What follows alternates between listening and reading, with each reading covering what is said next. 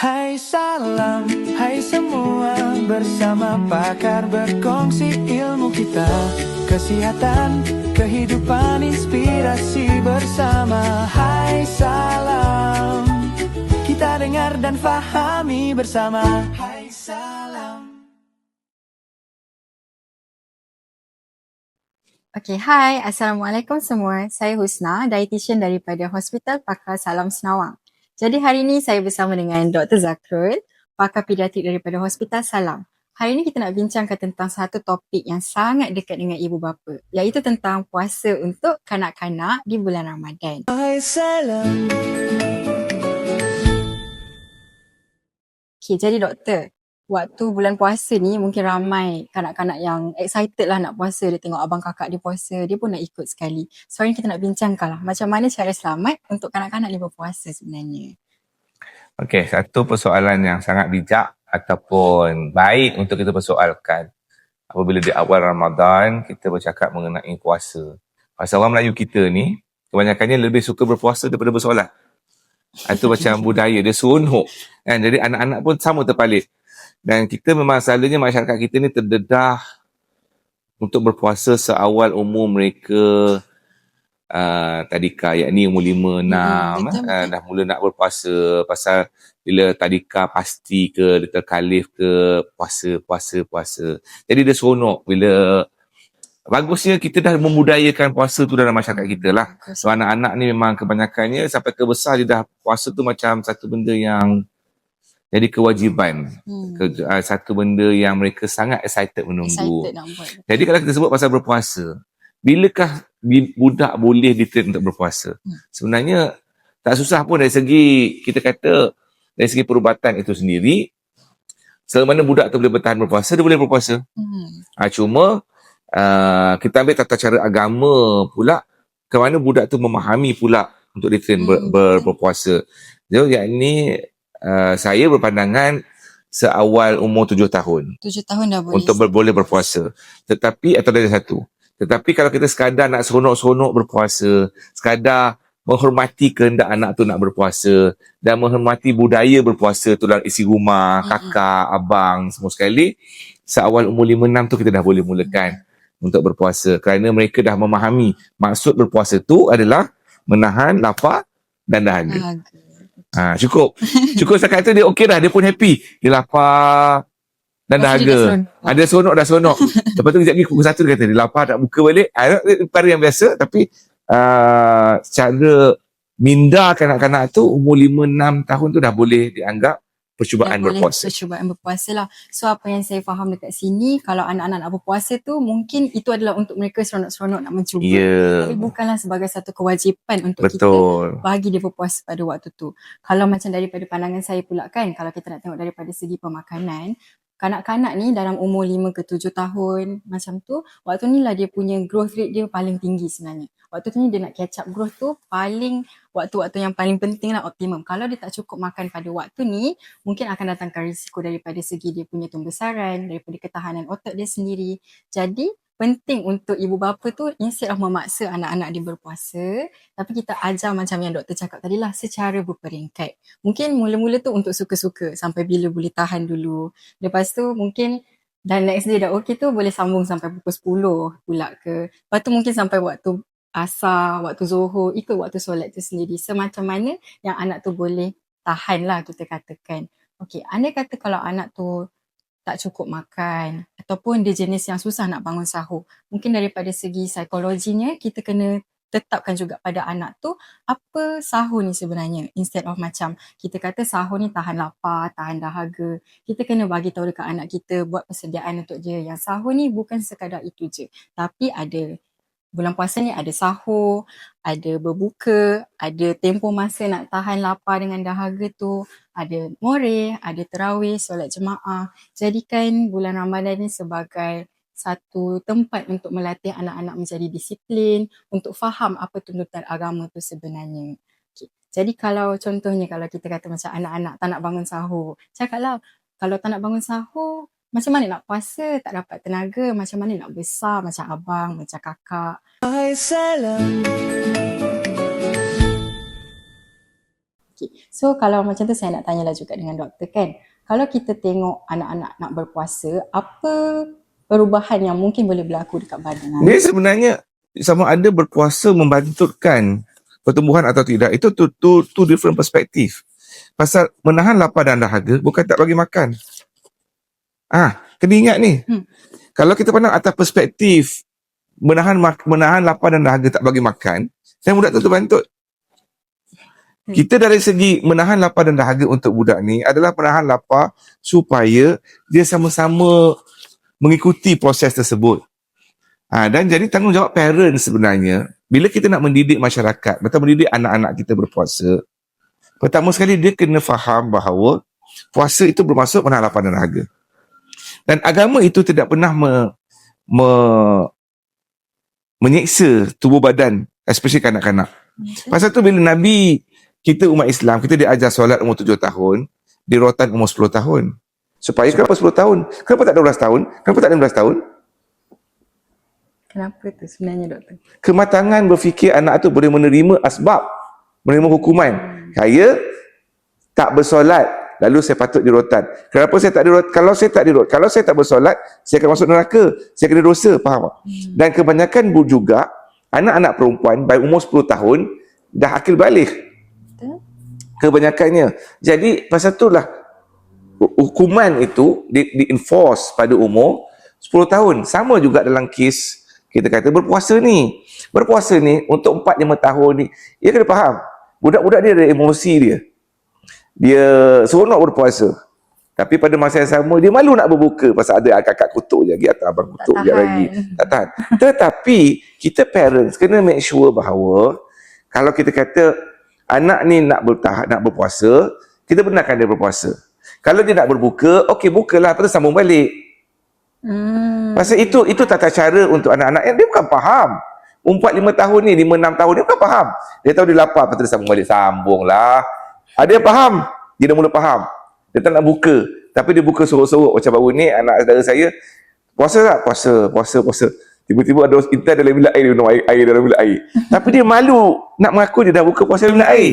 Kita parents jaga aib anak ni. Kata dia buka, tak apa. Buat tak nampak. Buat tak nampak. Pasal dia ada perasaan malu. Dia dah fahami maksudnya apa. Maksud anak berusia 7 tahun, 5, 6, 7, dia dah memahami hukum.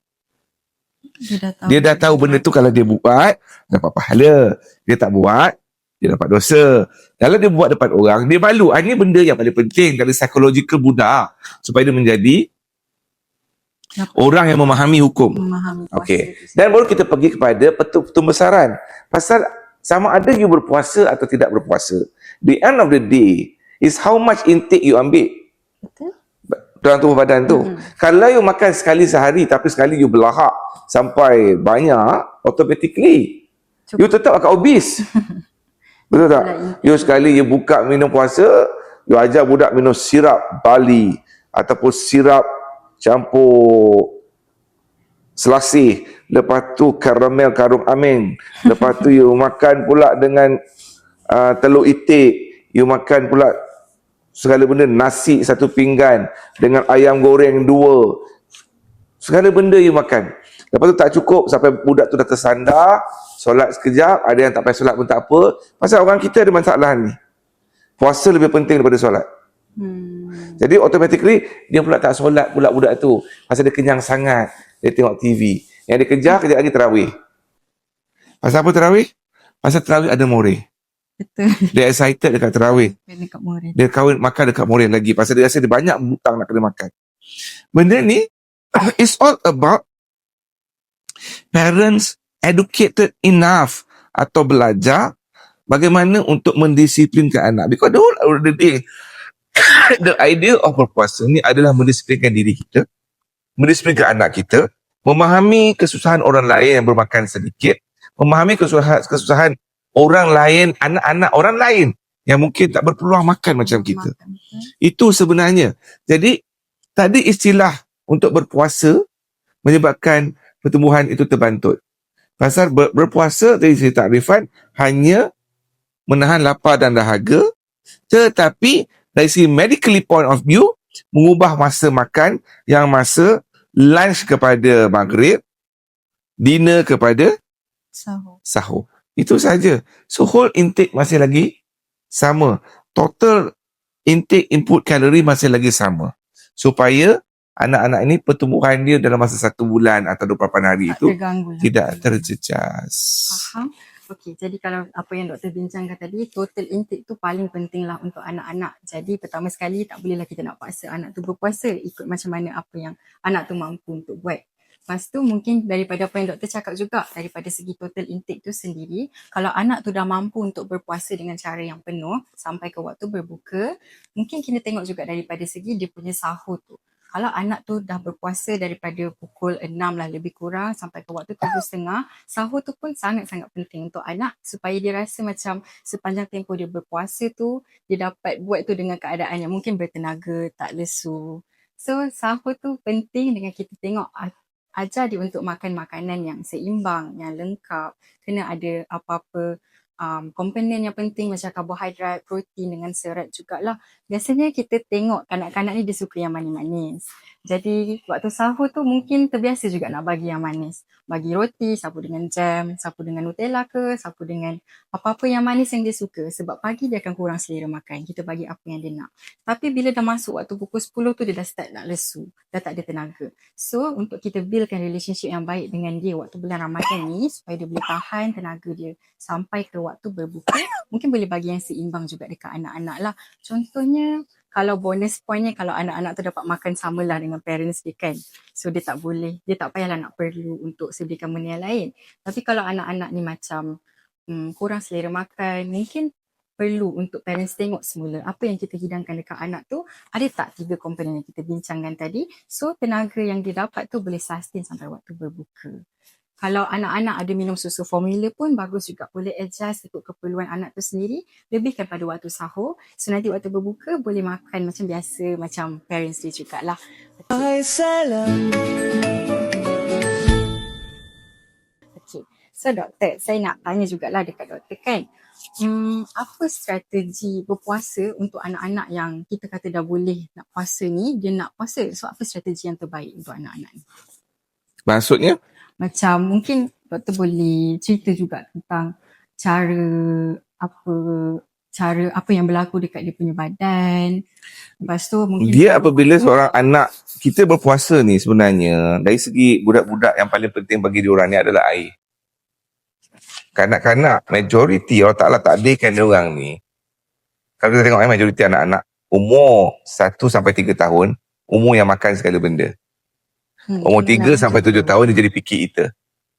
Dia pilih apa dia nak makan, dia lebih suka main. Makan pun main, segala benda adalah main. 7 sampai 15 tahun dia runding apa dia nak makan. Saya suka makan KFC, saya suka ayam goreng. Dia ada preference, dia boleh menyuarakan pendapat dia.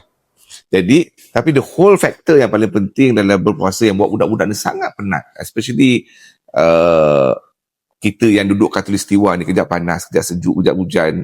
Dan bila panas tu dia dehydrated. Pasal persekolahan macam biasa. Kita especially kalau sekolah pagi, katalah kita tak ambil kira lah. Sepatutnya macam kita kata subuh kita lambat sekarang ni kan. Pukul 6 suku baru azan. Jadi budak ada peluang untuk makan. Cuma kadang-kadang parents yang agak so-called yang agak bertindak dengan bangun sahur pukul 4 contohnya atau pukul 5 terlalu awal. Jadi anak ni kepenatan. Dia mengantuk. Pasal sebelum tu lepas tarawih dah habis lambat 10, kadang-kadang pukul 10, ada 10 suku, paling lambat 10.30. Lepas tu homework lagi. Lepas tu more lagi, lepas tu tidur lambat. Bangun pukul 4. Bangun pukul 4, 4.30 nak suruh makan. Dengan kadar yang banyak. Jadi satu benda yang tak logik. Kita pun tak boleh bangun tiba-tiba makan. Jadi benda, you bayangkan kita tak boleh buat. Dan kita suruh anak kita buat. Satu benda yang against physiological badan. Tak ada orang bangun tiba-tiba terus makan. At least dari certain time yang diperlukan untuk makan. Jadi, anak-anak pun sama dengan mengantuk, dengan dia kepenatan, tak ada siapa akan nak makan dalam keadaan begitu. Jadi, saya sentiasa sarankan, anak-anak biar dia makan kat hujung. Walaupun kita kata imsak tu kat kita. Kita kena patuh pada imsak. Anak-anak tak perlulah patuh pada imsak. Oh tepat 6. Imsak ni pun tak ada dalam hukum. Sebenarnya masa dia pemeliharaan 10 minit sebelum waktu azan. Itu saja.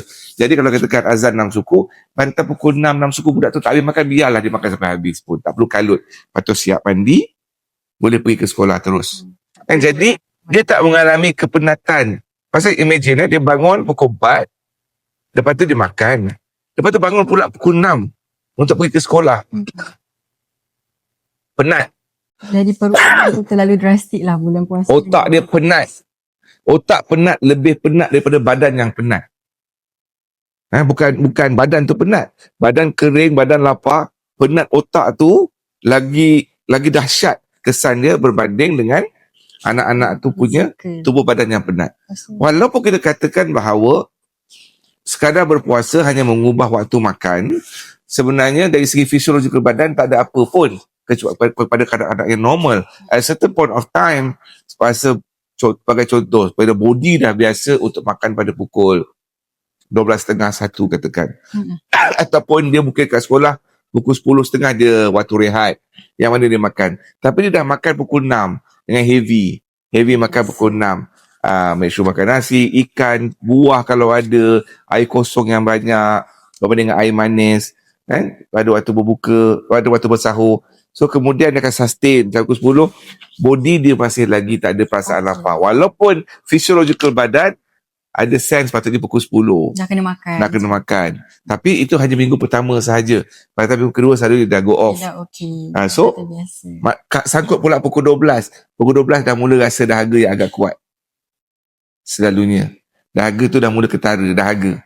Pasal dah mula kencing akibat daripada sahur tadi. Lepas tu banyak main dengan kawan-kawan. Dia dah mula main dengan kawan-kawan, banyak bercakap, banyak tu segala benda aktiviti di sekolah dia dahaga. So dahaga ada satu isu yang besar. Kemudian baru dia rasa kepening-peningan pada time pukul bila masuk 6 ke 8 jam berpuasa. Yang mana body punya blood glucose dah mula turun. Dah mula turun daripada mungkin biasanya dia average dekat 4-5, masa tu mungkin dekat 3-4. Rendah daripada normal. So slightly, yang mana body akan ambil triggering bahawa glucose not available, you masuk kepada fasa ketone bodies. Lipolysis. Pembakaran lemak untuk menghasilkan ketone bodies yang mana digunakan untuk brain. So ketone bodies yang menyebabkan nafas anak atau berbau atau nafas orang berbau. Yang mana kita katakan pada anak bahawa nafas berbau ini yang Nabi sebut bau kasturi, kan? Betul. Lagi harum daripada bau. Ya, lagi harum daripada bau kasturi. Tetapi bagi orang berpuasa. Jadi benda yang ni, penekanan ni kena selari. Tetapi ada juga budak-budak yang tak boleh langsung berpuasa. Yang mana dia mempunyai kegagalan berfungsi badan dia untuk membakar lipid atau lipolysis. Dia tak boleh mengalami proses lipolysis. Badan dia tak menghasilkan ketone bodies. Ini anak-anak yang bila dia puasa, dia akan pitam dan koma. Dia panggil non-ketotic hypoglycemic coma. Jadi ini anak-anak yang bawah inborn error metabolism, yang anak ni tak boleh langsung berpuasa kerana bila berpuasa, dia menyebabkan koma dan kematian. Itu perkara yang paling basic untuk kita faham. Jadi kalau anak-anak normal selalunya dia boleh bertahan, tetapi of course by stages. Saya sarankan pertama sekali, kalau dia dah tegak tu lain, yang biasa-biasa, kita tengok biological clock dia. Kalau dekat pukul 10 dia tak tahan, buka. Dia tahan sampai pukul 12. Tak tahan, buka. Esok extend. Begitu. Ikut sendiri. Tapi kita tak perlulah ambil pendekatan. Kadang-kadang masyarakat kita dia ambil pendekatan untuk memalukan anak, apa kita panggil, denda penuh tak dapat punish aja. Benda tu tak patut dia lakukan, supaya mereka dia lebih seronok berpuasa. Berpuasa tu bukanlah satu kita kata bersifat punitif, bersifat hukuman ataupun bersifat reward pun sama juga. Kalau kita kata puasa dapat RM1, budak tu puasa depan kita, belakang kita minum air dalam toilet, benda yang sama juga. So the pro and cons, pasal budak ada satu karakter yang mana dia punya sikap tu adalah dia mengambil kesempatan atas benda semua yang ada. Pasal mereka belajar daripada pengalaman hidup, belajar berpuasa, belajar untuk dapat pahala puasa, belajar untuk dapatkan RM1 daripada berpuasa, dan semua ni dibina oleh struktur keluarga tu sendiri. Jadi sebenarnya bila kita bina anak kita berpuasa, bukan sekadar physiological mereka terbina, psychological mereka juga terbina. Itu yang paling penting untuk kita faham. Harap menjawab. So maksudnya kalau untuk anak-anak ni, kita lebih pada nak build relationship tu sendiri dengan bulan Ramadan. Dan kita tak adalah aim untuk kesempurnaan daripada anak-anak tu sendirilah. Salam. Okay, doktor. So, tadi doktor panjang lebar terangkan tentang apa yang berlaku dekat anak-anak ni, macam mana mereka punya psikologi. So, kalau kita nak tengok daripada segi berbuka pula kan, kalau ikutkan kita kata memang penting untuk kita makan tu dengan lengkap dan seimbang. Kalau daripada doktor pula, untuk anak-anak yang dah lama berpuasa ni, ada apa-apa yang perlu mereka take note tak waktu berbuka tu? Bila kita kata nak berbuka, the end of the day, kita kena balik pada asas berpuasa tu sendiri. Berpuasa tak bermaksud kena makan yang banyak. Berpuasa tak semestinya kita beli dengan kehendak bahawa anak kita bagi semua apa dia nak. Bukan. Pasal dengan cara begitu, kita gagal mendidik anak kita. Gagal mendidik atas falsafah berpuasa tu sendiri. Yang mana menalah pada dahaga, mengingati orang yang susah, makan benda yang sekadar ada. Kalau tidak takkan masakan Nabi buka puasa dengan rutab ataupun kurma. Betul? Benda yang simbolik semata-mata hanya itu cukup untuk tubuh badan. Tetapi yang kita nak raikan bagi anak-anak bahawa kita kena make sure bahawa anak-anak ni mempunyai elemen yang cukup dari segi macam apa Ustaz sebut tadi, karbohidrat, protein, lemak, mineral, fibers. Cuma bila kita sebut adakah kehendak anak itu dipenuhi? Saya tak nak ikan ni, saya nak ayam. Kenapa saya berpuasa? Pasal saya berpuasa, bapak kena dapatkan saya ayam A. Nak satu jenis lauk. Satu jenis lauk. Pasal apa? Pasal saya berpuasa. Doesn't work that way. Pasal then kita dah menyalahi tujuan kita. Tujuan berpuasa. Tujuan berpuasa tu memahami, berdisiplin. Jadi bukan bermaksud kita menidakkan kehendak mereka, tetapi atas didikan tu. Pasal konsep berpuasa ni adalah untuk mendidik mereka berdisiplin, mendidik mereka untuk belajar bahawa erti kesusahan orang-orang lain. Jadi kalau kita katakan selama mana masyarakat kita faham bahawa untuk berpuasa kita perlu dapatkan elemen yang lengkap. Nasi cukup, protein, ayam, ikan atau telur, tak kisah. Kemudian sayur cukup supaya masing-masing makan seadanya dan seimbang. Makanan yang sihat tak semesti sedap. Makanan yang sedap tak semesti sihat. Dan tak semesti seimbang. Jadi benda ini yang paling penting. Jadi ibu bapa main peranan yang betul. Of course kita boleh bawa sekali-sekala reward untuk pergilah layan. Tapi tak selalu. Most of the time is always about disiplinkan waktu makan. Jangan gelojoh supaya tak tercekik. Makan dengan kadar yang perlahan supaya tak overfeed sampai muntah. Dan kemudian makan benda-benda yang sihat. Jangan minum manis dulu. Pasal bila minum manis dulu, nanti kenyang cepat, terus tak makan. Jadi benda begitu kena terang, makan perlahan. Buka dengan benda yang apa yang Nabi ajar. Buka dengan kurma. Kenapa suruh? Kenapa kena makan dengan kurma? Pasal Nabi makan dengan kurma. Kenapa Nabi makan kurma? Pasal kurma ada banyak khasiat untuk tubuh badan berbanding dengan minum air tebu, air manis, air selasih. Contohnya kan, air katira, contoh. Jadi benda-benda begitu didik dengan cara berperingkat supaya anak ni faham. Dalam kita berpuasa, walaupun kita perubatan ada cara kita, pada pandangan pakar perubatan atau perspektif perubatan, tetapi apa ditinggalkan oleh sunnah itu lebih lengkap untuk kita hayati bersama anak-anak kita dan untuk kita balut dia dengan ilmu perubatan. Okay, faham. Panjang lebar doktor terangkan tadi. Okay, so kalau kita tengok daripada segi pemakanan pula kan, mungkin anak-anak macam apa yang doktor cakap tadi, dia ada pilihan dia sendiri, ada yang dia nak. Lagi-lagi bila dah lama berpuasa, kita bawa pula pergi bazar, banyak pula dessert yang dia nampak, itu pula jadi pilihan utama dia. Jadi penting untuk kita terapkan balik dekat anak-anak ni, apa tujuan kita berpuasa sebenarnya. First, untuk kita tahu macam mana rasa orang-orang yang susah, yang tak bernasib baik macam kita. Jadi tak bolehlah kita untuk terus dapatkan apa yang kita nak tu semua kena dapat. Waktu ni lah waktu yang bagus untuk kita mendisiplinkan anak-anak kita. Okay, kalau kita tengok pula daripada segi dessert-dessert yang manis-manis kan, yang mana budak-budak mungkin suka lagi yang manis-manis ni. Biasanya waktu berbuka tu dia dah makan makanan yang lengkap tadi tu. Sebab mak ayah dah ajar kena makan yang itu dulu. Lepas tu berbuka tu mungkin dengan kurma dulu. Ikut sunnah sebab Nabi ajar macam tu. Mungkin ini masa yang sesuai untuk ibu bapa kenalkan dekat anak-anak apa tu kurma, kenapa Nabi suka. Macam yang doktor cakap tadi, ada serat, ada fiber semua ni. Kenapa semua benda tu penting untuk kita? Mungkin anak-anak belum nak makan kurma. Tak apa, tapi kita ajar apa benda kurma tu. Kalau tak dapat nak terima, kita ajar dia makan buah yang lain. Yang mana hasil dia lebih kurang juga dengan buah-buahan yang sunnah untuk puasa ni. Okay, so kalau kita tengok daripada moreh pula kan.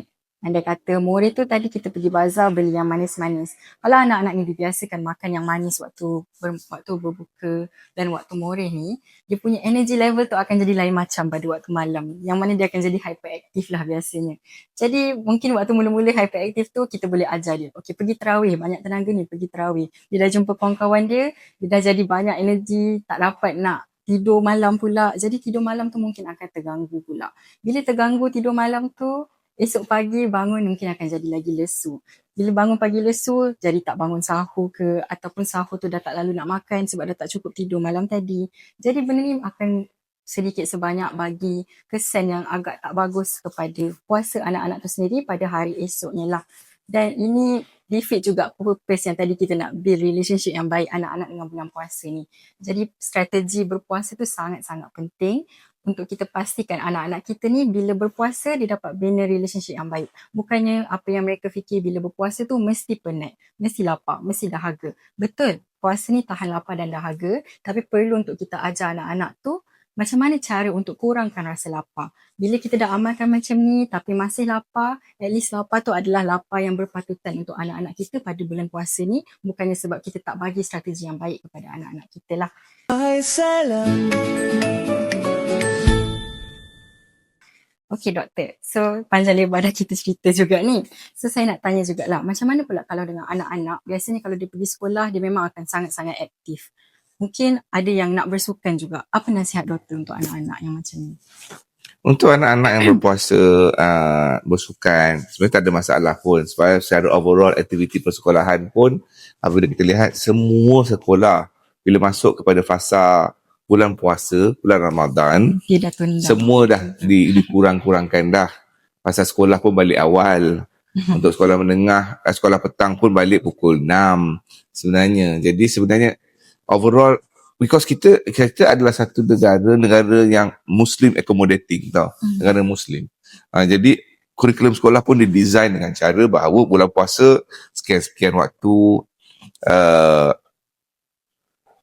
dikurangkan segala aktiviti. Tak ada sukan MSSD, MSSM, sukan rumah, berlari, mentar desa, semua tak ada. Yang ada mungkin PJ. Sekarang PJ pula dalam kelas. PJ dah tukar jadi pendidikan kesihatan. Pendidikan kesihatan. So dah tak ada dah. So tak ada istilah. So di end up, budak-budak ni hanya berada di sekolah dan hanya bermain di kalangan mereka saja. Dan saya tak memandang ia adalah isu yang besar sangat kerana budak-budak tetap budak-budak, mereka main, itu adalah nature mereka. Kalau mereka dan kebanyakannya anak-anak sekolah rendah, mereka akan berpuasa di sekolah. Dia malu dengan kawan-kawan. Pasal dia malu dengan kawan-kawan dia. Psychological mereka tahu bahawa benda tu bulan ini bulan Ramadan, mereka harus berpuasa. Dan sampai kat rumah mungkin dia akan berbuka atau mungkin dia akan teruskan berpuasa. Having said that, dua-dua pun tak salah.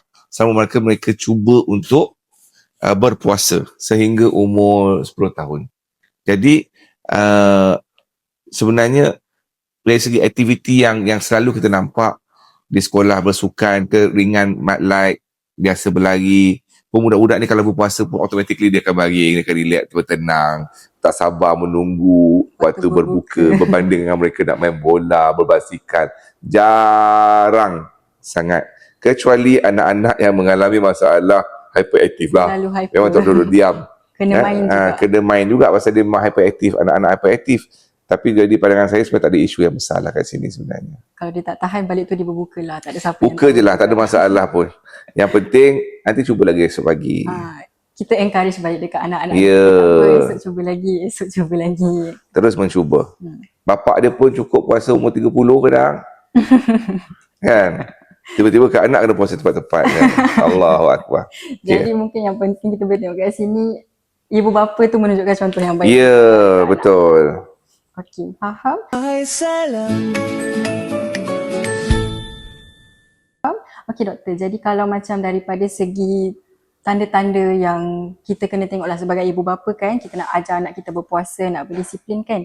Kadang-kadang tu mungkin dia macam mengada-ngada je, tengok dalam TV, makan. Jadi awal-awal dah nak buka puasa. Tapi kita sekarang ni tengah fasa nak melatih anak kita berdisiplin dalam berpuasa ni. Jadi macam mana kita nak bezakan cue antara anak tu betul-betul kena berbuka? Okey, pertama sekali kita ibu bapa bertanggungjawab untuk mengenali anak-anak kita.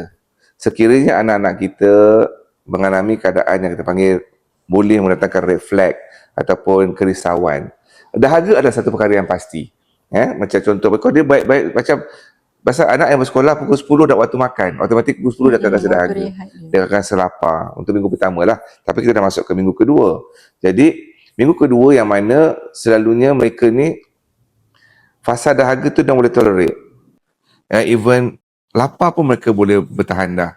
Cumanya kadang-kadang ada momen yang mana mungkin dia tak sempat bangun sahur. Dia terlambat bangun sahur. Atau dia kurang minum air. Atau dia demam. Anak-anak demam. Mungkin ada cirit-birit sedikit atau ada selalu sakit perut ataupun whatever demam. Disebabkan oleh demam. Yang mana anak ni, dia bukan sekadar komplain dahaga. Dia bukan sekadar komplain dia lapar. Dia lebih pada aktiviti dia yang lebih luar biasa, lebih nampak sangat kurang. Dan setiap tahun saya rasa kita akan ada satu kes, dua kes yang reported kanak-kanak meninggal akibat berpuasa.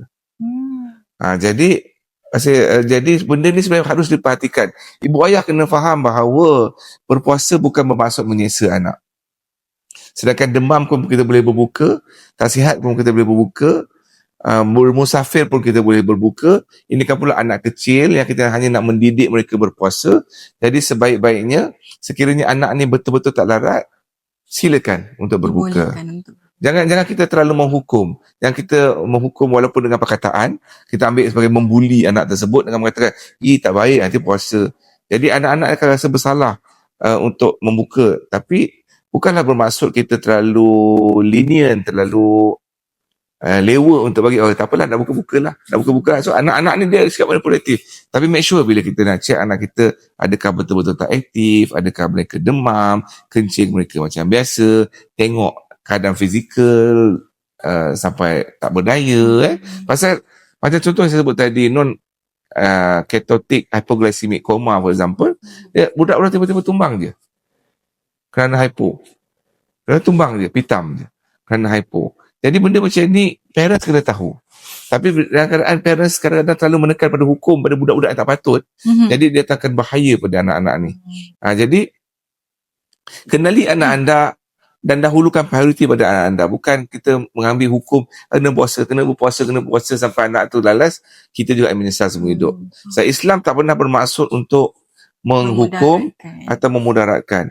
Dia hanyalah untuk mendidik dan memperbaiki tubuh badan, memperbaiki diri kita ni. Pasal the end of the day, bila Allah sebut berpuasa ni, kesudahannya untuk la'allakum tattaqun, untuk lebih bertakwa, bukan untuk jadi kuat, bukan untuk jadi kurus, untuk jadi hebat, tidak. La'allakum tattaqun. Jadi anak kita tu takwa ataupun takut pada Tuhan. Jadi samalah dengan anak ni, sebab kita didik anak kita supaya takut kepada Allah sebagai pencipta, takut pada Allah yang akan memberi mereka makan sebentar lagi, yang memberikan perasaan lapar, memberikan perasaan itu, hargai, ajar yang itu, berbanding dengan hukum untuk tak boleh berpuasa. Bila tak boleh puasa, kena hukum. Dan budak tu terus bertahan, lalas consequences of berpuasa tu jadi tak sepatutnya berlaku. Jadi penting untuk kita ajar anak kita ni takut tu pada yang sepatutnya, iaitu pada pencipta kita dekat Allah, instead of takut pada hukuman parents tu sendiri. Betul. Okay, faham. Okay, jadi kalau apa yang saya boleh tengok kat sini adalah kalau daripada segi anak-anak yang mungkin kita rasa macam tak boleh nak berpuasa ni, penting untuk ibu bapa kenal anak-anak way before bulan puasa tu sendiri. Maksudnya kena ada penilaian awal. Dan penting macam yang kita bincang kat awal-awal tadi jugalah, yang anak-anak yang mungkin baru nak start berpuasa ni, kita start sikit-sikit dulu, ikut fasa-fasa dia tu. Tak perlu untuk kita teruskan mewajibkan anak-anak yang masih kecil ni untuk berpuasa. Sedangkan untuk orang-orang yang dah besar, macam orang yang dah besar yang ada penyakit kencing manis juga pun ada banyak rukhsah untuk mereka supaya tak memudaratkan kesihatan sendirilah. Masih boleh untuk buka puasa, boleh bayar fidyah, dan itu kita bercakap tentang orang dewasa. Ini kan pula anak-anak yang baru nak belajar bertatih dalam berpuasa. Okey. Hai salam.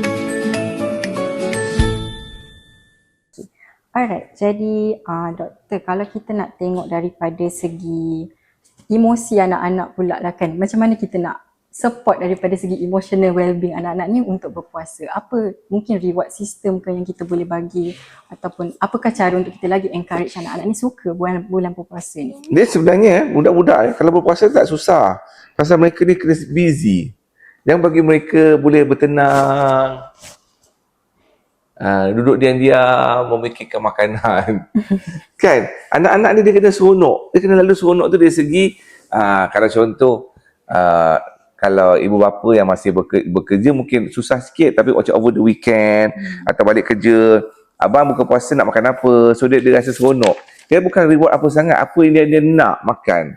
Contoh, tapi makan yang kita, ni makan sihat, ni makan tak sihat. Didik dengan cara begitu tu, ni mama belikan makan atau bapa belikan makan.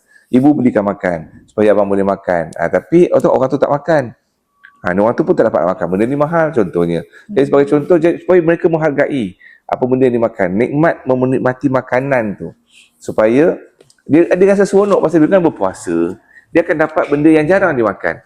Dengan berpuasa, dia akan rasa, dia makan, orang tu tak makan. Dia rasa istimewa. Dia rasa boleh berkongsi dengan orang. Dia rasa seronok berpuasa, rasa dia boleh pergi kat Moreh untuk makan pula. Sekarang berkongsi. Anak saya kali berpuasa, setiap kali masuk je isyak, lepas solat isyak dia keluar, dia ambil air. Terus saja. Lepas tu dia masuk balik, tarawih 2 rakaat, lepas tu dia hilang. Lepas tu dia masuk balik rakaat keempat, lepas dia hilang. Nak cari dia kat mana, kena cakap tempat makan. Kan? Dia baru berusia tahun ni tahun 9 tahun.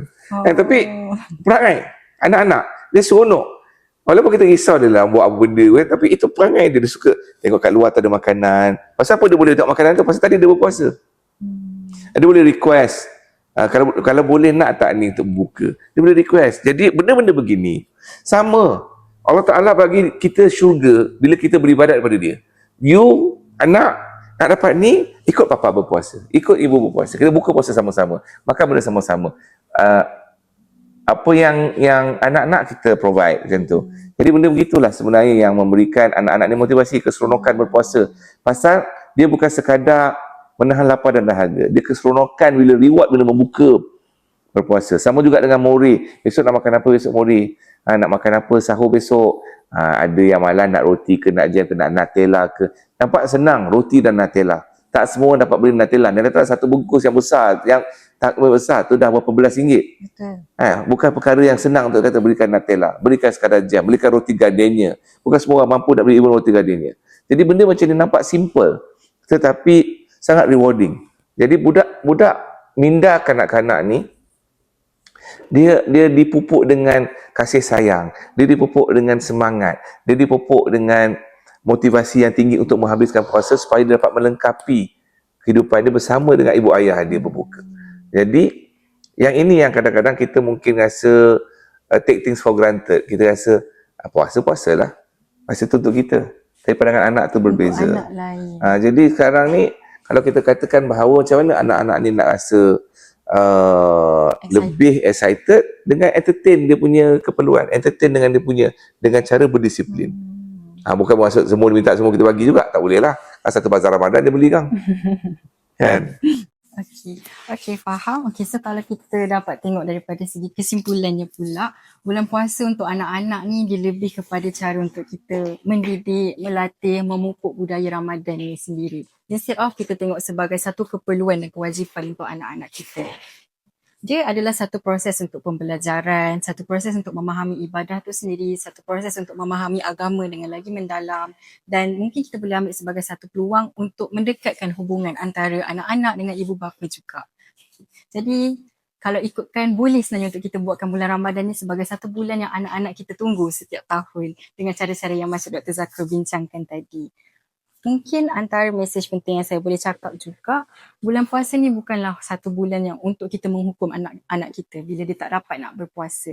Sebab waktu kecil-kecil ni, waktu masih kecil, waktu anak-anak masih dalam tadika, sekolah rendah, waktu ni adalah bila sesuatu yang dia tak suka berlaku, dia mungkin akan ingat untuk jangka masa yang panjang. Dan ini boleh memberikan trauma kepada anak-anak.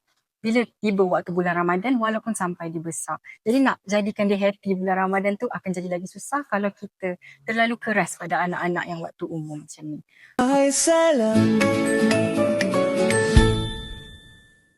Okey, jadi kalau doktor ada apa-apa lagi nak tambah ke? Pas banyak kita bincang ni. Mungkin kata-kata terakhir untuk anak-anak yang nak berpuasa, untuk ibu bapa yang nak prepare anak-anak berpuasa. Dia yang paling penting bila kita berpuasa melibatkan anak-anak yang bersekolah ataupun baik sekolah rendah atau sekolah menengah. Yang paling penting adalah kita kena make sure anak-anak kita ini berpuasa dengan cara yang betul. Makan cara yang betul. Kemudian menjaga tidur dengan betul. Pasal kepenatan ni real. Kepenatan berpuasa ni memang real. Waktu Zuhur tu kita dah mula rasa mengantuk dah. Waktu lah peak dia pun. Yang mana kalau sempat untuk anak ni khairullah. Kemudian kepada bila preparation nak berhari raya pula, kita kena make sure anak-anak kita ni prepare untuk hari raya supaya kita tak berbelanja berlebihan. Kita tak mendidik anak kita untuk berbelanja berlebihan. Kita juga sama juga supaya tak mendidik anak kita dengan bunga api. Masa ni lah kita akan dapat anak Melayu kita terputus tangan, terputus kaki, sebab macam-macam. Diakibatkan oleh berpuasa tadi tu, keseronokan menghabiskan berpuasa, kita reward dengan kadar yang melampau sehingga membawakan kemudaratan. Itu bukan agama. Agama mengajar kita untuk berdisiplin. Agama mengajar kita untuk menghasilkan tubuh badan yang kuat dan lebih berdisiplin. Jadi itu yang paling penting supaya kita dapat mendidik anak-anak kita. So, jadi insyaAllah, terima kasih banyak. Okay, jadi rasanya itu saja daripada saya dengan Dr. Zakul. Terima kasih Dr. Zakul sebab banyak bagi tunjuk ajar, nasihat juga untuk ibu bapa, untuk anak-anak yang nak berpuasa juga. Jadi mungkin saya boleh ucapkan selamat menyambut Ramadan untuk semua yang menonton dan good luck untuk semua anak-anak yang nak start berpuasa. Jaga kesihatan,